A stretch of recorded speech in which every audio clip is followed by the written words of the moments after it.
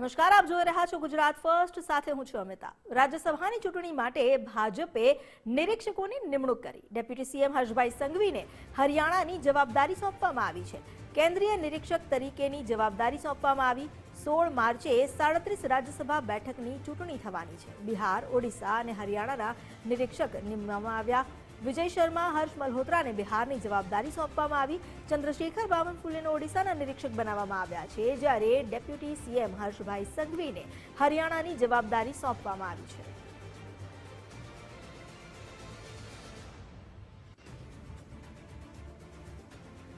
વધુ જાણકારી આપી રહ્યા છે સંવાદદાતા નિકુંજ જાની। નિકુંજ, જે નિમણૂક કરવામાં આવી છે કેન્દ્રીય નિરીક્ષક તરીકેની, જેમાં ડેપ્યુટી સીએમ હર્ષભાઈ સંઘવીને હરિયાણાની જવાબદારી પણ સોંપવામાં આવી, શું વધુ વિગત અને આ જે કામગીરી છે આ કામગીરીથી શું ક્યાસ લગાવવા? રાજ્યસભાની ચૂંટણી માટે કેન્દ્રીય ભાજપ તરફથી નિરીક્ષકો નિમવામાં આવ્યા છે, જેમાં ગુજરાત રાજ્યના નાયબ મુખ્યમંત્રી હર્ષ સંઘવીને હરિયાણાની જવાબદારી સોંપવામાં આવી છે। કેન્દ્રીય નિરીક્ષક તરીકે તેમને રાજ્યસભાની ચૂંટણી માટે હરિયાણાની જવાબદારી સોંપાઈ છે।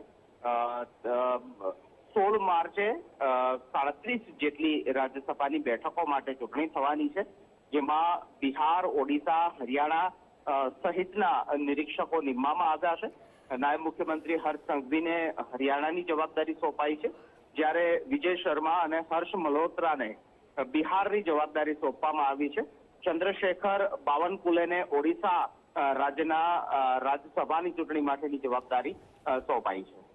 જી, આભાર આપનો જાણકારી આપવા માટે।